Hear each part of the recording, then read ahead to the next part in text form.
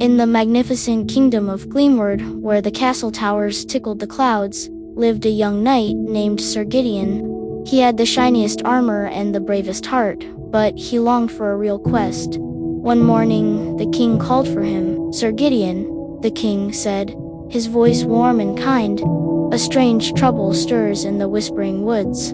I am not giving you a sharper sword, but a stronger shield, the shield of empathy. It will help you see the truth." Gideon took the shield. It was surprisingly light, and the crystal heart in its center pulsed with a gentle warmth, like a friendly handshake. It didn't feel like a weapon for fighting, but like a tool for understanding. He felt a little confused, but also very proud. This was his quest. Asterisk, with the shield of empathy on his arm and a backpack full of apple slices and cheese, Sir Gideon set off on his pony, Buttercup. The whole kingdom came to wish him well. "Be brave, Sir Gideon," they cheered. Gideon waved, trying to look as brave as he felt, as he rode toward the edge of the woods, where the shadows grew long even in the morning sun. The Whispering Woods lived up to its name. As soon as Gideon and Buttercup stepped under the giant trees, a hush fell. The air grew cool, and the leaves seemed to whisper secrets to each other. Buttercup shivered a little, but Gideon patted her neck gently. "Don't worry," he whispered. "We have our shield." They hadn't gone far when they found the path completely blocked by giant boulders. And behind the boulders were the culprits, two huge grumble trolls. They had faces like grumpy potatoes and arms as thick as tree trunks. They looked at Gideon and let out a low, rumbling grunt. A knight's first instinct is to draw his sword. So that's what Gideon did. The little sword gleamed, but it looked like a toothpick next to the mighty trolls. "Halt, monsters," he squeaked, his voice much smaller than he'd hoped. "You are blocking the king's path." The trolls just grumbled louder. But then, something amazing happened. The shield of empathy began to glow. The warm light pulsed, and in the air before Gideon, a little picture appeared. It wasn't a picture of anger or meanness. It was a picture of a big, empty, rumbling tummy. Gideon gasped. He lowered his sword. They weren't being mean. They were hungry, of course. All that grumbling wasn't angry grumbling, it was tummy rumbling. A knight with a sword sees a fight, but a knight with the shield of empathy sees the truth. Quickly, Gideon sheathed his sword. He swung his backpack around and opened it up. The trolls stopped grumbling and tilted their giant heads, watching him with their big, round eyes. What was the little knight doing now? He pulled out the biggest, roundest, most delicious-smelling wheel of cheese he had. "Are you hungry?" Gideon asked, his voice now clear and friendly. He held out the cheese as an offering. "I have plenty to share." The trolls' grumpy faces melted away. One of them leaned down, its giant nose twitching as it sniffed the cheesy gift. Its eyes went wide, and it let out a happy, rumbling sound, a grumble that sounded much nicer than the first one. In no time, the two grumble trolls were sitting and sharing the cheese, taking polite, giant bites.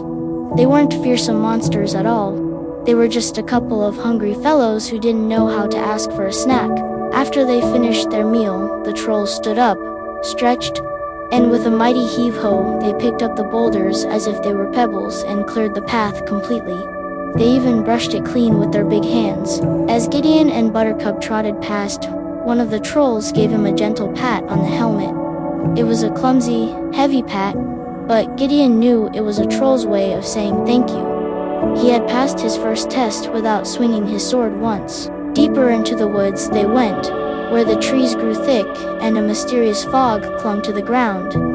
The air was filled with strange, sad, sighing sounds, and floating in the mist were dozens of pale, glowing lights.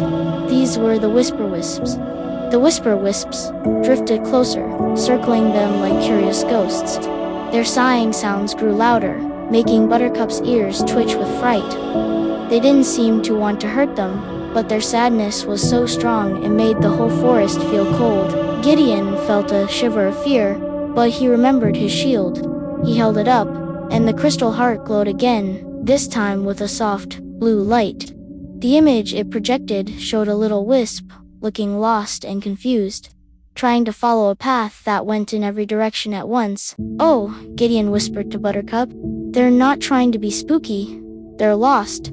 The Whispering Woods was a confusing, tangled place, and these poor little wisps had lost their way home. Their sad sighs were cries for help. Gideon knew a sword wouldn't help find a path, but a light would. He reached into his pack and pulled out a beautiful brass lantern. He carefully lit the candle inside, and its flame burned bright and steady, a little sun in the misty woods. "This way," Gideon called out, holding the lantern high. "Follow the light." The wisps stopped their sorrowful circling. One by one, they turned towards the lantern's cheerful glow. Their own pale lights seemed to brighten in response. Gideon walked slowly and carefully, with Buttercup trotting faithfully beside him. Behind them, a beautiful, shimmering river of light followed. The wisps no longer sighed with sadness, but hummed with a gentle, hopeful tune. The lantern led them to a hidden part of the forest, a magical clearing where a mushroom as tall as a house glowed with a soft, welcoming light. This was their home. Other wisps floated out, humming happily to greet their lost friends. The rescued wisps danced around Gideon in a whirlwind of gratitude, leaving little sparkles of light on his armor. They had been lost and sad, but a kind heart with a bright lantern had shown them the way home. Before he left, one of the wisps drifted down and gently touched the heart on his shield. The crystal flared with a brilliant, thankful light before settling back to its gentle pulse. Gideon felt a warmth spread through his whole body. Gideon's journey continued until he reached the sunny Sparkle River. But the village watermill that usually provided water for the nearby farms stood silent. And Gideon saw why. A gaggle of giggly goblins were scampering away, carrying the big, shiny crank that made the wheel turn. The goblins weren't being destructive on purpose. They just loved anything and everything that was shiny. They sat in a circle, polishing the crank with their sleeves and holding it up to the light, giggling with glee every time it flashed. Gideon lifted his shield, and this time the crystal glowed a playful green. The picture it showed was simple, a big, greedy eye with a shiny, sparkly object reflected in it. These goblins weren't mean, they were just completely obsessed with treasure.